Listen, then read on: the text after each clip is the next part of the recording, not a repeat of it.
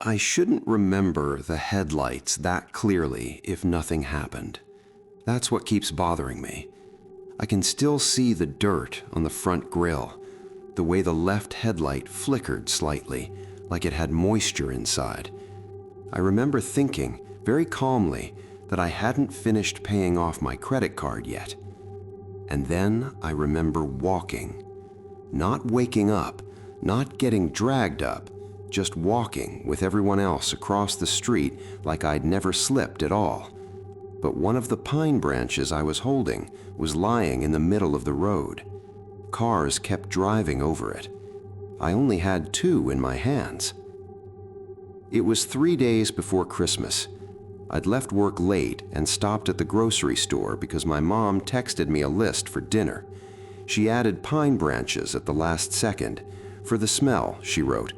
We've had a plastic tree for years, but she still likes the real scent in the apartment. The sidewalks were frozen solid that night, not snowy, just slick, the kind of ice you don't see until you're already on it. I bought 3 branches. I'm sure of that, because the guy at the lot handed me 2, then paused and said, take one more, makes it stronger. I even joked that my apartment would smell like a forest fire. I remember that clearly. The light at the intersection wouldn't change. People were crowding forward, stepping off and back again. A maintenance truck idled near the curb. The driver was smoking, window half down, watching nothing in particular. Someone bumped into me from behind, hard enough that I had to step forward to keep balance. My foot slid immediately. The branches flew out of my arms. I tried to catch myself, but my weight shifted wrong, and I stepped straight into the lane. The headlights were right there. There's a blank spot after that. Not black, just missing. Next thing I know, I'm halfway across the crosswalk. The signal is ticking down. Sand crunches under my boots. Someone brushes my shoulder and says, sorry, like I'm the one in the way. I turned around because my chest felt tight, like I'd been hit. Traffic was moving normally, and there, in the road, was one pine branch, flattened, needles crushed into the asphalt. I looked at my hands. 2 branches. I stood there longer than I should have, waiting for something. Pain, maybe, or someone yelling, or a driver getting out of the car. Nothing happened. I went home. It was warm inside. My mom was cooking. I dropped the branches on the kitchen table. You found some? She asked. Yeah, 3. She glanced over. That's 2. I didn't argue. I just stared at them. I could still feel the 3rd one under my arm, scratching through my coat. That night, my chest hurt. Not sharply, just deep and dull, like the soreness you get the day after falling hard. I checked in the mirror. No bruises, no marks. In the morning, I was transferring contacts into a new phone she bought for my grandmother. I've known my mom's number by heart since elementary school. I could dial it without looking. The last digit on the paper she left for me was wrong. I figured she'd written it down wrong, so I called the number I remembered. It rang. She answered. Her voice sounded thin, strained. Hello? Mom, it's me. There was a pause. Then she took in a breath that didn't sound right. Sweetheart? She said quietly. Where are you? I actually laughed a little. What do you mean? I'm home. Static cut through the line, loud enough that I pulled the phone away. Oh, God, she said. How are you? The call ended. I looked at the screen. Call duration, 0 seconds. I tried again. This number is not in service. That's when I noticed how strong the pine smell was in the apartment. Not pleasant, thick, overwhelming, like more than 2 branches. I stood in the kitchen and realized something that made my stomach drop. If I stepped into traffic, Then who finished crossing the street? I didn't tell my mom about the phone call. I stood there in the kitchen for a long time with that dead number on the screen, listening to the refrigerator hum and the pipes click in the walls. The pine smell was heavy, almost sweet. It didn't match the 2 branches on the table. They looked dry already, needles stiff, nothing dramatic about them. I told myself it was stress, lack of sleep. That weird half second at the crosswalk probably scrambled something upstairs. People get concussions without realizing it. I even Googled delayed symptoms and immediately regretted it. My chest still hurt. Not enough to panic, just enough that every time I shifted in my chair, I noticed. Work that day went nowhere. I kept rereading emails and realizing I had no idea what they said. Around noon, I caught myself staring at the reflection in my laptop screen instead of the document I was supposed to edit. I looked normal. That bothered me. That evening, I went to the office party. I almost didn't, but staying home felt worse. Too quiet, too much time to think. Claire fixed my pants like she promised. Everyone drank too much cheap champagne and pretended we liked each other. It was loud and warm and ordinary, which helped. For a few hours, I forgot about the 3rd branch. When I got back, my mom was already asleep. The apartment was dark, except for the small lamp in the hallway she always leaves on. I lay on my bed scrolling through nothing. Same posts over and over. I wasn't even reading them, just moving my thumb so I didn't have to listen to the quiet. At some point, I heard the kitchen light click on. It wasn't loud, just that small plastic switch sound. I didn't think much of it. My mom wakes up at night sometimes.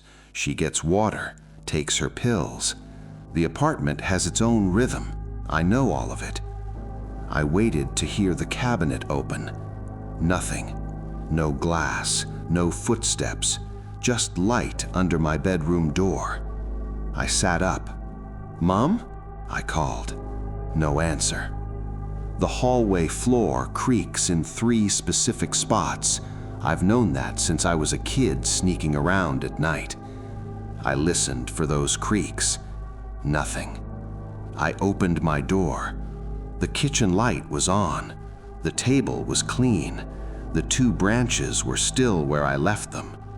The air smelled stronger now, pine and something sharp underneath, like spilled vodka that had dried. The clock on the wall ticked. That's all. I checked my mom's room. She was asleep, on her side, breathing slow and steady. I stood there longer than I needed to, just watching her back rise and fall, making sure it was real. When I went back to the kitchen, the light was still on. I don't know why I hesitated before turning it off. It felt like interrupting something. I flipped the switch. The room went dark, except for the snow glow from outside. I stepped closer to the window and leaned my forehead against the glass. It was freezing. That's when I saw it. Not directly, in the reflection. For a second, and I mean a second, the table wasn't empty. It was covered, plates, glasses, bottles, like after a wake.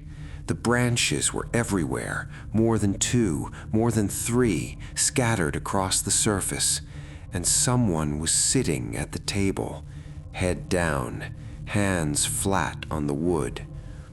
I blinked, and the reflection went back to normal. Empty table, 2 branches, my own face staring back at me.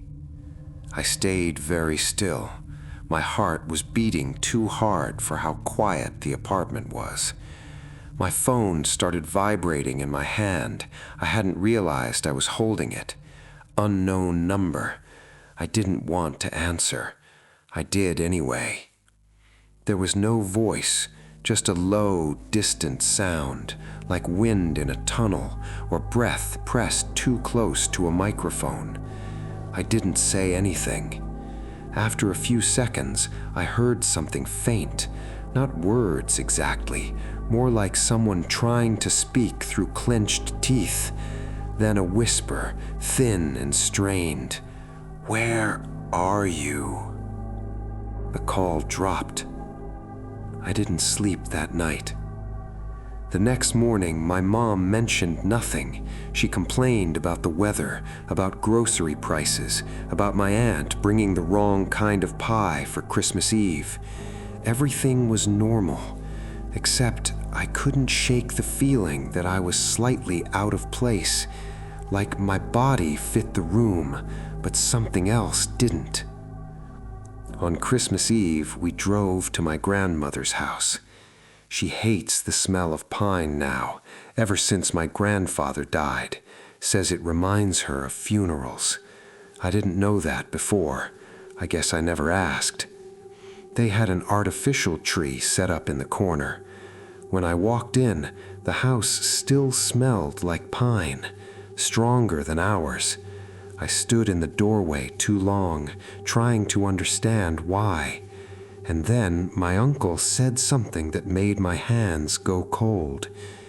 "The road was bad last week," he said, casually, pouring drinks. "Did you hear about that guy who got hit at the crosswalk near Maple and 3rd? Died instantly. The driver didn't even see him on the ice." Maple and 3rd.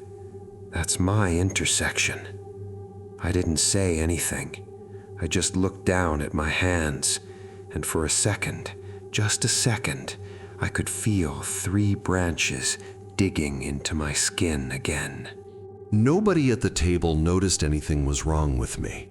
My uncle kept talking about how the city should salt the roads better. My cousin was arguing about football.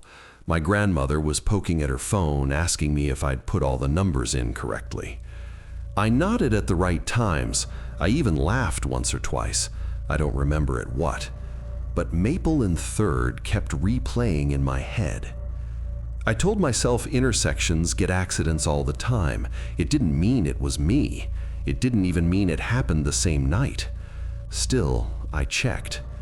While everyone was distracted with dessert, I pulled out my phone and searched local news. There was a short article, no photo, just a paragraph. Male, late 20s, slipped on ice, struck by vehicle, pronounced at the scene. Late 20s. That didn't narrow it down much. I zoomed in on the date, December 23rd. My chest felt tight again, same dull ache. I put the phone face down and tried to focus on the room, the noise, the clinking glasses, the TV playing something old and familiar. For a moment, I caught my reflection in the dark window. Snow outside made it look almost black, like space. Behind me, in the glass, the room looked fuller than it was, more shadows than people. And there, faintly, I could see pine branches laid across something on the table. I blinked, and it was just us again. My uncle reaching for another drink, my grandmother adjusting her glasses. Later that night, when we were leaving, my grandmother hugged me longer than usual. She smelled like soap and old fabric softener, no pine. "Take care of yourself," she said quietly. "I am," I told her. It sounded defensive, even to me. Back home, I went straight to the intersection. I didn't tell my mom where I was going. I just said I needed air. The streets were mostly empty. The snow had hardened into gray ridges along the curb. The crosswalk signal blinked red. I stood exactly where I remembered slipping. Cars passed. Nobody slowed. I tried to picture it from the outside. A guy with grocery bags, pine branches under his arm, one careless shove, a bad step. It's the kind of accident people forget about by New Year's. I stepped forward onto the road. Nothing happened. No headlights, no sudden noise. just the cold biting through my shoes. I looked down. For a second, and I swear I'm not exaggerating, I saw a dark stain on the asphalt, long and narrow, right where I'd fallen. Then a car drove over it, and it was just road again. I stood there until someone honked. That night, the apartment didn't smell like pine anymore. It smelled neutral, normal. I went into the kitchen and looked at the table. 2 branches, dry now, needles falling off. I picked them up.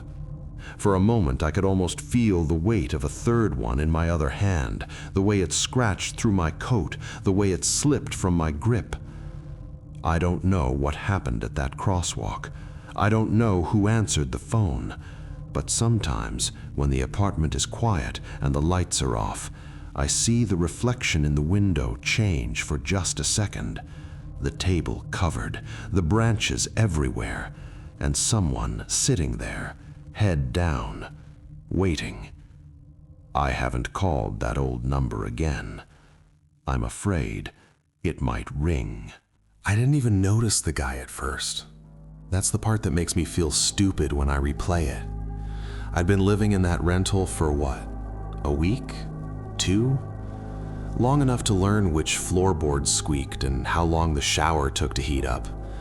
Not long enough to care about the neighbors because I wasn't planning to stay. The place was on the top floor of a 12-story block in a dull part of Mississauga. Nothing charming, just parking lots, the Tim Hortons, and that constant wet salt smell in winter that never really leaves your clothes. The unit was cheap because the landlord didn't want to bother updating anything. No TV, spotty Wi-Fi, the kind of couch you don't sit on in shorts. I'd brought my old hunting rifle with me, not for some action movie reason. I hunt with my dad sometimes. I had a hard case, paperwork, all that. I'd also brought a couple of optics, because I'm one of those annoying people who buys gear the way other people buy sneakers. It sounds worse when I say it like that, but whatever, it's the truth. With nothing to do at night, I started looking out the window through the scope. At first, it was just me messing around, checking distances, trying to see if I could read a street sign across the lot. Then I realized the building directly across from me had its blinds open in half the units. People just lived like that. Bright living rooms on display like aquariums. And yeah, I watched. I'm not proud of it. I'm also not going to pretend I'm the only person who's ever looked into a lit window from the dark. There was a guy on the 6th floor who watched porn loud enough that I could almost guess the rhythm. A kid on the 9th who practiced karate in his kitchen like he was training for a tournament nobody invited him to. A couple on the 7th who seemed to have made it their personal mission to prove beds are optional. It was mindless. It was gross. It killed time. Then, one night, I drifted my view over to an 8th floor window I hadn't paid attention to before, and I saw him. The room was nearly empty. One bare bulb hanging from the ceiling, no curtains, no lamps, just that overhead light making everything look flat and sickly. There was a bed shoved into the corner, and on it sat a person, back straight, legs crossed, hands resting on his knees. He was facing the wall. At first, I thought he was doing some meditation thing. People do that. I don't, but I've seen it. Then I kept watching, and the part of my brain that likes logic started getting annoyed because he didn't move at all. Not a shift, not a scratch, not even the kind of small wobble you do without noticing. 5 minutes went by. 10. I adjusted my position, blinked hard because my eye was watering, and he was still exactly the same. He was too thin. That was the first thing that stuck. Not, oh, he's skinny. More like his proportions didn't look right under that harsh light. Long arms, narrow shoulders, head a little too big, or maybe the lack of hair made it seem that way. I couldn't tell if he was wearing anything. The angle was wrong and the bulb washed details out. I shifted to the wall he was staring at, expecting some TV glow or something. Nothing, just old, peeling paint. I told myself, fine, some weirdo, some shut-in. Maybe he sleeps sitting up. Maybe it's a mannequin. I actually thought that for a second and then immediately felt dumb because why would anyone set up a mannequin on a bed under a single bulb? I moved on with my night. But the next evening, without really deciding, I checked that window again. He was still there. Same room, same bulb, same bed, same posture. And it bothered me more than it should have. I got irritated in this childish way, like he was refusing to perform, like every other window gave me something, movement, noise, life, and this one was just a still image. I watched him until my eye hurt.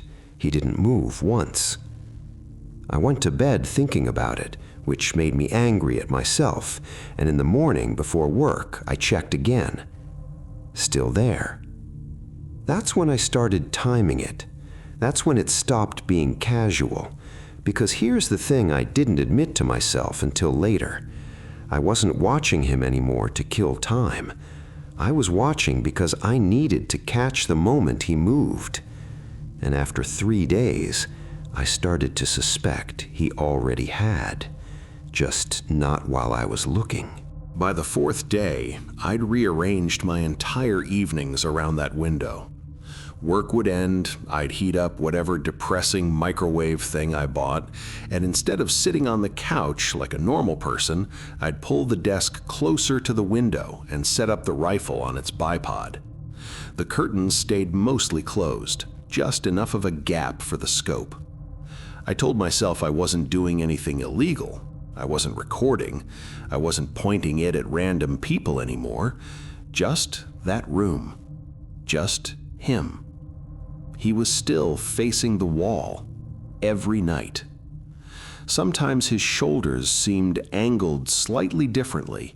Not much, just a few degrees. I couldn't prove it. If someone had asked me to swear in court that he'd moved, I wouldn't have been able to. But something was off. After a week of this, I decided I was going to catch it properly. I dug out an old camcorder from my storage bin. It still worked if you plugged it in. I rigged it up behind the scope with tape and a clamp so it could record whatever I was seeing while I was at work. I remember standing back and looking at the setup and thinking, this is how people end up on lists. Still did it. The first day of recording gave me nothing. 8 hours of him sitting there. No twitch, no slump, nothing. Second day, around 2:17 p.m., the bedroom door opened. I almost missed it because I was fast-forwarding. A woman walked in. Mid-40s, maybe, dark hair tied back. She carried a tray. I leaned closer to the screen, heart beating faster for no good reason. She approached him slowly and set the tray down on the bed in front of him. I expected her to talk. Her mouth didn't move. She just stood there, looking at him. Then she reached out and started rubbing his left arm. Not affectionately, not roughly either, just testing. After a few seconds, she leaned forward. Her body blocked the camera view, but I could see her shoulders shift in a way that looked like she was pressing something into his arm. An injection, that was my guess. She straightened up, walked to the window, opened it slightly, and lit a cigarette. Here's what stuck with me. She never turned her back on him. Even while smoking, she kept her body angled so she could see him. After finishing, she closed the window, picked up the tray, and walked backwards out of the room. The door shut. He hadn't moved. Not once. Not once. I replayed that clip at least 10 times. I tried to tell myself it was simple. Sick guy, home care, sedation. Something medical I didn't understand. But two things wouldn't sit right. 1. I never saw anyone change the sheets. 2. I never saw him lie down. Days passed. The pattern repeated. Every other afternoon she came in. Same tray, same arm, same cigarette, same careful backward exit. And she never turned her back. Not even for a second. I started noticing other details. The paint on the door behind him was scratched in vertical lines. The wall in front of him had patches where the paint had peeled in narrow strips. At first, I thought it was just neglect. Then I zoomed in on his hands. Even through the grainy footage, I could see his fingers looked wrong. Too long, nails dark. The scratches were about the right height for someone sitting exactly where he sat. That thought made my mouth go dry. I stopped sleeping properly after that. One afternoon, I called in sick to work and just watched live through the scope. I didn't blink unless I had to. My eye burned, my back cramped. He didn't move. Around 3, the woman left the building. I saw her exit through the main doors with a grocery bag. I checked my watch. This was the longest I'd seen that apartment without her inside. I don't know what flipped in my head. Maybe it was the lack of sleep. Maybe it was the weeks of watching. Maybe I just needed something to break the loop. I grabbed my coat. I told myself I was just going to knock, ask a normal question, pretend I had the wrong address, something harmless. I left the rifle behind, but I took a flashlight, and for some reason, I slipped a small folding knife into my pocket. I crossed the parking lot feeling like everyone could see through me. The lobby of their building smelled like bleach and old carpet.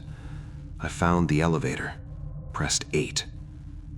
The hallway upstairs was dim, one flickering fluorescent light near the end. There was junk piled against the far wall, an old mattress frame, a broken office chair, a stroller with one wheel missing, and a wheelchair. That stopped me. I don't know why. It just did. Apartment 814 was at the end of the hall. I stood a few feet from the door, listening to my own breathing. I could hear something faint from inside. A slow, dragging sound, like fabric moving across the floor. It was getting closer. My skin went cold. The sound stopped right on the other side of the door. I stared at the peephole. There was no way for me to know, but I felt it. He was standing there, on the other side, listening to me. The handle began to turn, not slowly, fast, violent, like someone trying to rip it open. I didn't think. I ran. I don't remember the elevator. I don't remember the stairs. I just remember bursting out into the freezing air and not stopping until I was inside my own building again. I locked my door. Then I did the stupidest thing I could have done. I went straight to the window. I don't know what I expected to see. An empty room, maybe. The bulb swinging, proof that I'd spooked myself over nothing.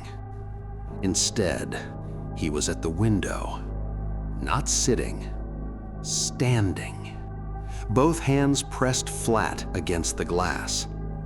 I've replayed that image in my head so many times that I don't even trust it anymore. But I remember the shape of him clearly. Taller than I thought. His shoulders too narrow for his height. His head tilted slightly to one side, like he was trying to get a better look at me. There's a certain way you know when someone is looking directly at you, even from a distance. Your body reacts before your brain does. My stomach dropped. My throat tightened. He was facing the wrong direction. That's what hit me next. All those nights he'd been sitting with his back to the window, to the world, to me. And now he was facing out.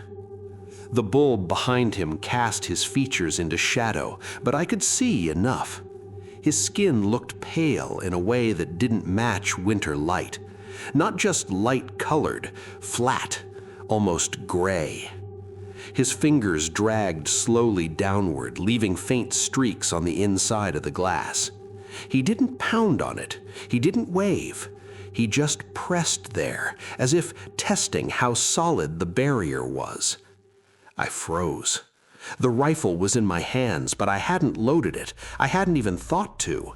It suddenly felt like a prop, something from a different version of the story where I was braver. He leaned closer. I saw his face then, not clearly, not in detail, but enough to understand why he'd been facing the wall. His eyes were too wide, not large in a dramatic way, just stretched, like the skin around them didn't quite fit, and his mouth. I don't want to exaggerate. It wasn't monstrous. It was wrong. The lips looked thin, tight against his teeth, like he'd forgotten how to relax them. He opened his mouth, slowly, not to shout, not to speak, just to show that he could. My vision tunneled. My hands were shaking so badly the crosshairs jittered across the glass. I stepped back from the window without meaning to, my heel catching on the edge of the rug. When I looked again, the curtains in his room were drawn. I stood there for a full minute, waiting for them to move. They didn't. I didn't sleep in that apartment again. That same night, I packed what I could into 2 duffel bags. I didn't explain much to the landlord, told him something came up with work. He seemed relieved not to argue. For a while after I moved, I convinced myself it had been a sick man, someone heavily medicated, someone aware of being watched and finally reacting to it. That explanation almost worked, except for one detail I can't place anywhere sensible. The dragging sound behind the door. I know what footsteps sound like in a hallway. I know what someone shifting their weight sounds like. That wasn't it. It was slower, like something adjusting to being upright. Months passed. I tried to let it go. I stopped setting up optics in front of windows. I stopped looking into lit rooms when I walked at night. But sometimes, when I'm brushing my teeth and I catch my own reflection in the mirror, I get this brief, irrational thought that if I hold still long enough, I won't be the only one facing the wall.